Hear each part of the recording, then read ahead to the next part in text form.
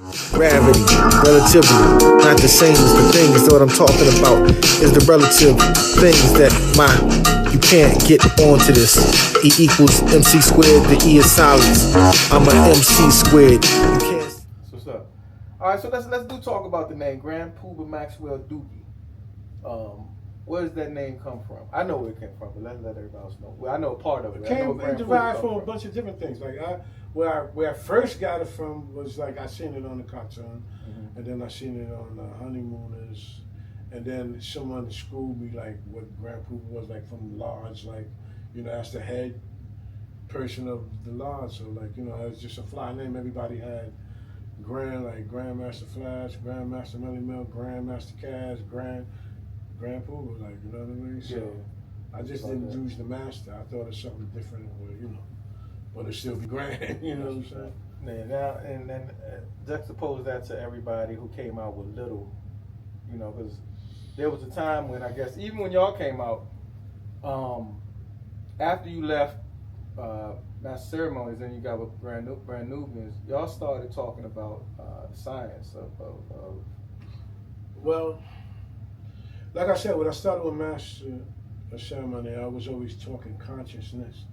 When it got to Brand Nubian, it just elevated it more, like, more of consciousness, just outright, just bold, like, you know what I mean? Like, telling exactly what it is, telling you who's the original man, who's the devil, who's, you know what I mean? But we just ain't sugarcoat it, With Master Ceremony, I was dealing with more of what was happening like in the community, and you know what I mean. But when we formed Brand Nubian, it was we just put our heads together and we built covered the whole spectrum, like you know what I mean.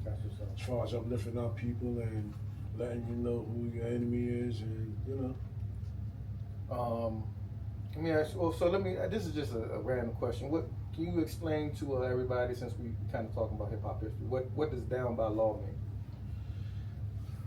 I know my way around when I'm down by law. That means you're basically you're official. There's another way to say, you're official, That's basically it. You know what I mean? I take it like it mean like you was here from the beginning. You don't sign no documents and then you just like, that's my man, he's down by law. Like, that's my dude. Like, you know what I mean? That's basically the same thing as, Now, your songs, or a lot of your styles, going back from like Red Posse with Master Ceremonies to I forget the last cut that was on the Brand Nubians album, but Try to Do Me, I know it. Yeah, but you was like the first one to really, from my knowledge, that was actually singing with rap, like introducing, like crooning and singing. Everybody like Slick Rick did. There's a lot of people just that. You see, it's mostly people from that era. Because here's the thing: when we was little kids, there wasn't no hip hop. R&B is what we had. We had to listen to what our moms and pops listened to. So that's what we picked up first, and then hip hop came. We watched it develop. So I guess it's just elements from what you knew and what you know, like and what you learned. Like so, R&B was always a factor because if you listen to those old R&B records, that's where most of the game was. You know what I mean? Those songs, they're so realistic, and you just pick up like, if it wasn't gonna be an MC, it might have been a singer, like, Right. But rap came along, but that's where that comes from. Like, it just comes from, that was the genre of music you grew up to, you know what I mean? So it's melodic, you know what I mean? A lot of people call me melodic because I use harmonization, like, I like, It ain't the that's what I'm saying. It's a few, like, I think Drake kind of does it. I think, like, he kind of took it in this era.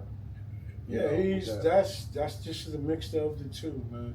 Loving R&B music and loving hip hop, and you just intertwine the two, mix the two together, Did you hear what he said about London rappers or England rappers?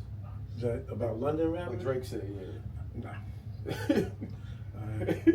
He said they was the best rappers. London rappers? Yeah.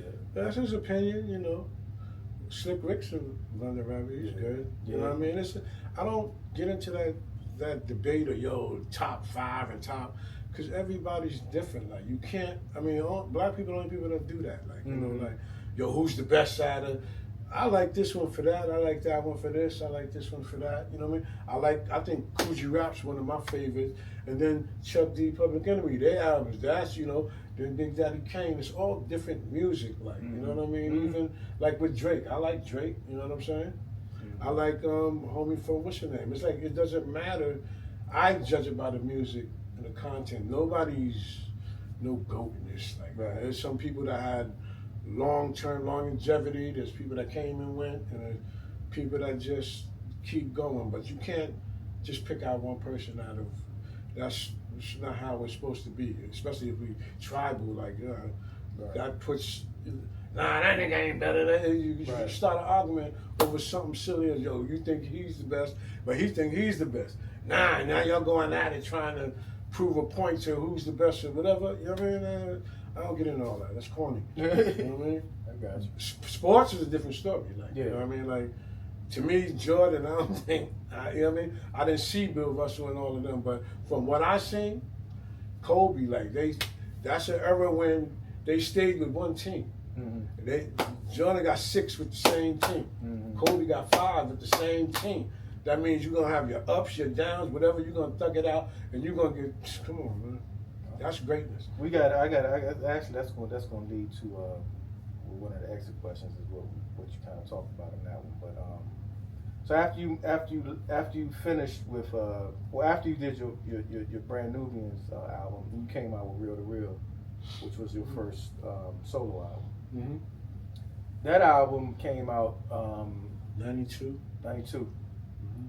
And that one, like, so you, like, I forgot it. Brand Nubian album, that album had about, it was like, I didn't have any skips on that album, but it had like 3 to 4 bona fide hits. How many units did that one sell, the first? To this day, I still don't even know. I know when we was on Electric Records, Bob Krasnow, who was the president, he told us straight up, we're not a major label, we're like a boutique record. Now our contracts were negotiated. Once you go gold, you get to renegotiate. So their shit get to $4.99. You know, they'll stop, like, cause they don't want to renegotiate. But that happened with everybody. Like his first album with CL Smooth, Leaders, Busta and them, CL. When Sylvia Rome came in, that's when she's about doing numbers. That's when it changed. But beforehand, like Brand Nubian was also the most bootleg album ever too. Okay. You know, anybody will tell you that. Like when that album came out, it was ridiculous. Like, you know, but I don't even to this day. So what they did to break it up, they'll do the best of Brand Nubian. So that album, that, you know, the One for All album, now you got the best. So they ain't printing that no more. They got you buying something else, so they're gonna make money. Got you. These so guys still ain't going. Siphon off of that. The sales from here. Exactly. So I mean, it was politics. You know what I mean?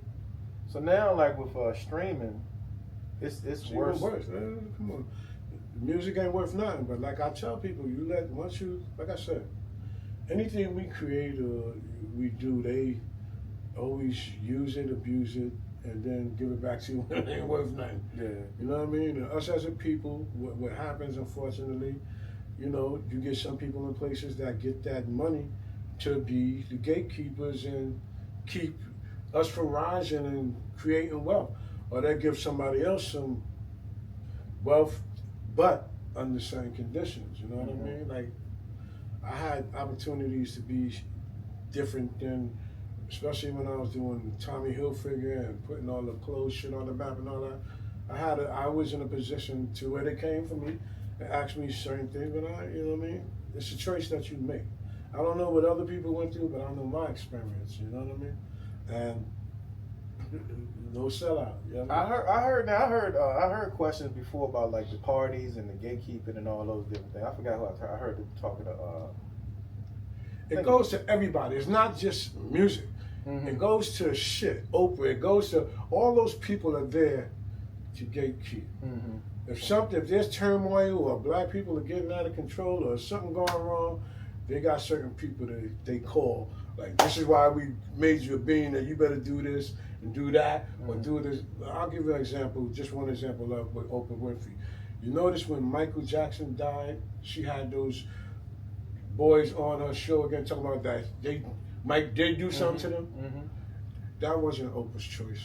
Mm-hmm. Everybody told her, look, you're gonna put them on there, and they're gonna say that Michael did do something to them. Mm-hmm. Ain't nothing you can do. Ain't nothing she can do about it. You know what I mean? Right. You do that, right. or else? back to Or the because- poorhouse you right. go. You know what I Right. mean? So it's certain things, the way that this life works, man. That like I said, man, until we understand what it really is, we're always gonna be in the same condition. Like you got niggas crashing out over, like, just think about it, over nothing. Crashing out on, I ain't never like, well, if I was a shorty in this time, I definitely wouldn't be arguing with no ops. I mean, the way that we had to scoop chicks back in the day, I'm doing something, you know what I mean? Right. And some shorties got it. Some shorties got it. Like, they ain't about all that energy, but that energy, that's the trick knowledge. Like, they making us think that that's the way, especially, they're gonna give you a bag. So you really think, all right, the way to get this bag, I gotta crash out. Like, Right. nah, that ain't it. Right. Yeah, that is the niggas talk about tricknology. That's trick knowledge, fooling you to believing that energy is what's gonna get you somewhere, and it ain't gonna get you. It ain't changed. Right. Jail or in the ground, like Yeah. Quick. That's what you're looking forward to. Yeah. And it I'm looking at, like, going back to '85. We in the fourth generation of crack babies, like those YNs. Because if you think about it from a chemical warfare standpoint, right? Mm-hmm. From where we were from the '60s, the '70s, I got some pictures too, from the '70s to the '80s, where in the '70s, '60s and '70s we were wearing natural hair, we were talking positive, and then we come in with like Prince and Michael Jackson come in with the chemicals. Yeah. Then we get the crack come in like the '85, another chemical. It's always, listen, each time we get strong as a people, it goes back before that, because the first thing was the heroin, the dope. I was a kid during the dope era. That was worse than the crack era. Because niggas was looking like monsters for real. Like, niggas had legs and hands this big, where you see somebody's arm and you could see into their flesh, where it's just dried, like from shooting dope, like where you can see inside somebody's whole, like a half an arm, but it's swollen. Yo, that was worse. That was worse. So basically, what it is, they always come with something to knock us back down. Yeah, because that's when like in the '70s, you had the black exploitation movies come out. Yeah. Highlighting pimping and. But they give it a bad name. I like black. I'm gonna tell you why. Because Shaft was about that business. Like, Yeah. He ain't like crackers. Even with Goldie, is a lesson to be learned. Like, you know what I mean? Yeah. Like, they didn't glorify it. You know what I mean? And like a lot of Trouble Man, like a lot of those movies was against the establishment and against, you know what I mean? Some of them was like, but it would show you, like, they always made it. Nobody won. Right. You know what I mean? Right. Like, It was nobody won. Like, the morals was Yeah. always there. Like, and that's why I kind of enjoyed it, because it was actual. Like, you know what I mean? You know. So That they said that saved Hollywood as well. Like, Hollywood was dying during that time. But and it then didn't those save movies, us. Right. Correct. The same thing with hip hop. Like, we were gifted hip hop. You know what I mean? I'm saying from the standpoint of, it came out of, Rose in the Concrete, basically came out of the Bronx with people who were in we going back poverty. to That shit looked like World War. Yeah. Yeah, and then everybody got billionaires. But it's like we worshiping the golden calf for the last 40, 50 years. You got people who doing anything for the bag, taking off their clothes, killing, like, all this destruction. Even when I remember when KRS came out with Sex and Violence. I think that was like 91, 92. And it was like, I remember the cover on that album, how he was just showing all this debauchery going on, and it was, and even like you, and I forgot the album you're talking about, but you got this sixth sense of foresight, right? But y'all are, and I guess when it comes down to truth, the truth is just truth, so it's not gonna change. So once you understand truth, you know what it is. Ain't nothing gonna trick you out of your bag. Ain't nothing gonna trick you off your square, because you studied and you understand. Yeah, well, you see who gets rich. Like I was just telling somebody, I was telling them how come we get rich off of negative energy? Like, and it seems like the people who stand for the right thing, you know, that's the way life is, and that's how they set us up. So I can't. The thing about, like, when we talking about the kids, it's no fathers in the home neither. Like, niggas is emotional. Niggas, like, they not getting that. I seen what the difference is when there's both parents in the home. Like, you know what I mean? A lot of YNs that get caught up usually just got their mom. And it come to a point, and even me as a kid, I knew I was stronger than my mother. I didn't act on it, but as a man, when you grow up to be a man, you're like, yo, you staying in the house. Like, I'm 13, that's just over. I ain't no more punishment. You know what I mean? I had to, like, let her know, like, I'm a man. You know, that punishment shit is over. Now, my pops, that nigga never had to. My mom's beat me with everything she could get her hands on. If I act up. My father never had to hit me. That nigga never hit me. The tone alone. Sit down. Nigga, you start crying. Like, that nigga, you know what I mean? That's right. And it's the same thing with my kids. Like, yo, nigga, I'm not going to talk to you like twice. Like, you know what I mean? And they understand, you understand as a kid, because you know it ain't coming from a place of hate. It's coming from a place of discipline. Because you know when you do wrong, and you mess up, damn, I bugged out, you know. You know what I mean? I got that ass for when I deserved it. Like, you know, that teaches you right from wrong. Like, they don't have that. These moms are scared. These niggas is crazy. You know what I'm saying? Like, yo, like, nigga, what? They don't care if it's your mama, man. No, it's they lost, man. And that's part of the design to keep us in the conditions that we in. Because if you think of old heads are scared of them young niggas, imagine what them white people are. So they have to concentrate, make sure, yo, let them kill each other. They don't come around us. Like, give them all the guns in the world. Like, you know, they're going to kill each other. But if they start going out and addressing and attacking their real enemies, it'll be over. Like, you know what I mean? It's like I was in Atlanta with my cousin, and we going to, it was like a Walmart or something to go get something. A little nigga got off the car with his shit. He had a shit on his lap, got out, extended clip. Like, nigga could come outside and have a bad day. His girl could cut him off. What the fuck you looking at, nigga? You know what I mean?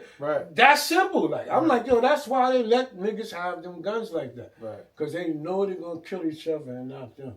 And that's the biggest trick knowledge of, I mean, once these young niggas understand that, like, and it's kind of hard to come out of it because once you kill somebody, you kill their brother or cousin or their homie, then they're going to get back. And then nobody's going to want to say, like, yo, let's just get peace. Let's focus on the right shit. Because this shit is going to be you, then it's going to be him, and then it's going to be your son, then it's going to be her. Nobody's going to say, like, yo, fuck, nobody. It's hard for niggas to just say, yo, we bugging right now. We got to stop somewhere. If niggas do that, it's a wrap.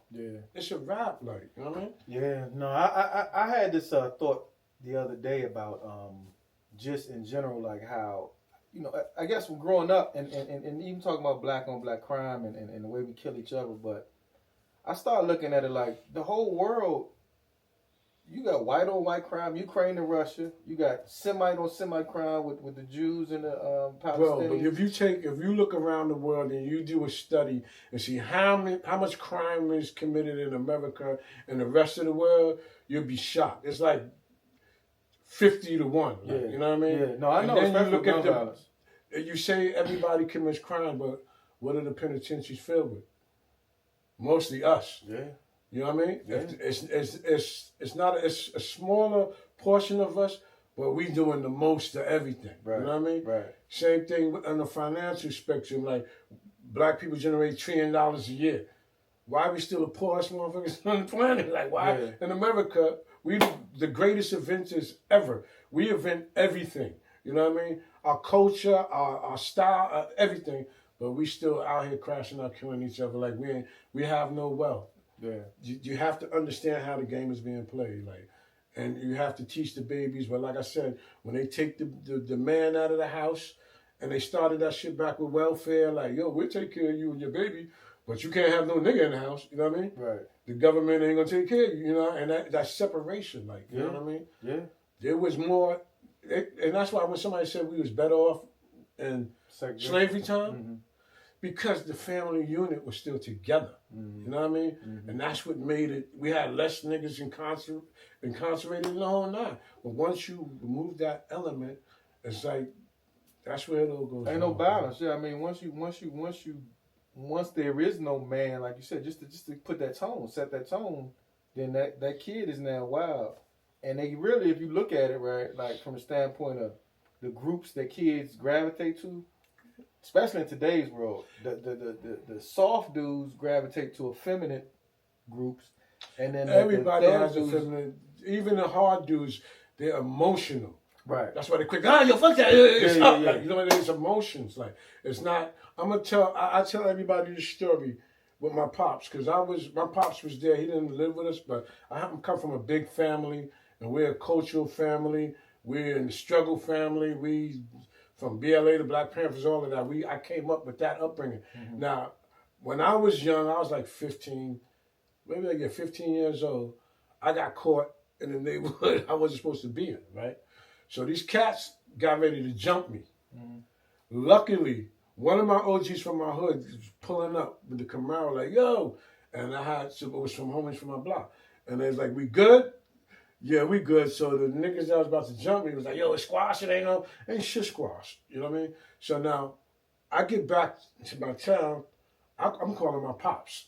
That's my go-to though. I went to my man's crib, got the hammer, I went to my pops. My pops just came home from doing like Fed time or whatever. So I'm like, yo, these niggas try to jump me, like, yo, come on. And I showed them my gun, the whole nine, like, let's go. That nigga was like, I woke him up with that shit, like, yo, what you doing? What's wrong with you? I'm like, nah, these niggas trying to jump me. Like, I'm getting my shit off, like, whatever. You know, he's like, yo, you know what? Looked at me. Nigga said, give me that gun. Nigga snatched the gun from me, right? I'm like, I'm tight. Like, you ever see South Central? Mm-hmm. When OG Bobby Johnson came home, he was a different. Mm-hmm. That's how I felt my pops was acting. Like, yo, no, we're not gonna handle that like that. You gonna give me the gun, you gonna go home. I'm like, yo, this nigga's bugging, like. Right. And the nigga said to me, give me the shit, go home. And the nigga said, if you feel like that shit tomorrow, we're gonna go handle that. The next day came, that nigga called me. I done got some ass. And he's like, yeah, so what's up? Yeah, what's up? What's going on? Like, yeah, what you mean, what's going on? You said, you gonna handle it? I forgot all about it. But he taught me to fucking don't react off your emotion. Go home. If you feel that way tomorrow, we're gonna handle that shit. Mm-hmm. Like, I wasn't even thinking about that shit. Ain't nothing happened to me yet. But if I would have acted in that moment, I would have lit up the first nigga I seen. You know what I mean? And that's the shit that niggas gotta learn. Because I would have threw my life away. Just fucking the first nigga I see and I'm letting go. Yeah. But that nigga told me, like, yo, go the fuck home. You feel that way tomorrow, we'll go handle it. Yeah. Nigga, and nothing happened to me. They ain't do shit to me, but I was ready to just on the mere fact. These niggas trying to jump me. Yeah, that nigga shit, like, but he taught me, and for the rest of my life, I always thought about shit like, you know what, that shit ain't a good, you know, we ain't fucking with that. Like, I always thought, you know what I mean, my foresight. But that's what these little niggas need to learn, because it ain't, unless you want to just crash out and fucking go to jail, and be in there with some 6'5", OG, old niggas, and you 130 pounds, and nah, that's your problem, you know what I mean, that is, as soon as that shit slam, come on, man. You thinking about everything. Your girl, it ain't even, matter of fact, it ain't even about the niggas in there. It's just like your freedom is nigga. I'm going to the, man, that's just the way shit in the world. That time, you ain't getting no time back. You ain't getting that time back. You ain't getting, and then you sitting, like, especially if a nigga got like 25, 30, in jail? Yeah. It was a video of this dude on the internet or whatever, when there was this young dude talking about he got in a fight with this OG. He said dude was like 60. And he was this young bull. He said that old dude just racked him up, man. Punished him. And made him think different.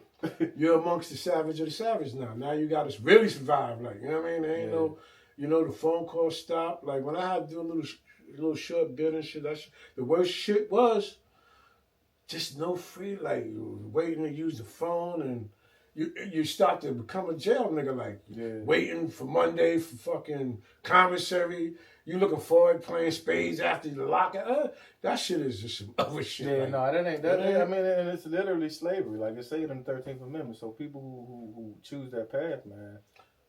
I feel so. I mean, we all get caught up. That's why I always say, growing up in the hood is a 50-50 chance. Because, like I said, I came from, like I said, a cultural family and all that. But once you hit the street, that's you in the street. Like you're gonna fall victim to certain shit. You know what I mean? And you just gotta navigate. Like that's why half of us get out, and the other half get stuck, man. Because that shit is like you got a better chance when you got somebody, an OG around and tell you know like even in my hood, the older niggas, like, you don't do that dumb shit. Like yo, don't tell me. Like they would tell you. You know what I mean? Even the dope fiends, you meet the little nigga like, yo, fuck that, we gonna get some pussy tonight. Hey, yo, little Sonny, I heard you. I'm gonna tell your father you out here fucking. You know what I mean? They would check you like, you know what I mean? Catch you. Fucking go back to nut. Like, hey, nigga. But they would check. They were always, you know what I mean? Right. We missing that, bro. You know what I mean? Yeah. And niggas is so busy after that bag. Like all these podcasts, if you notice, it gotta be based on negative energy. Yeah. Just negative. You ever see the commercials that they show? For what? On the podcast. It's either dick pills or gambling. Like every commercial. Oh man, shit. And that's all that's been promoted. Really, it's like, all right, so that should keep us in control. Of course. We the greatest people on this planet, man. And once these little niggas realize that, man, the fucking sky's the limit. Especially these little niggas now, because they growing up in a computer technology world where they fucking everything is off emotion, like reactional.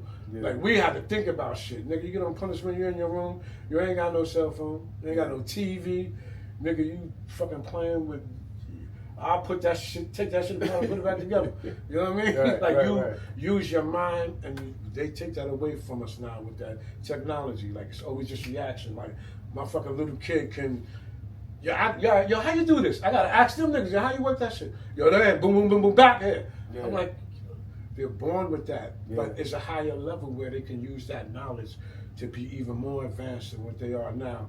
But it's stunted by culture. That's it.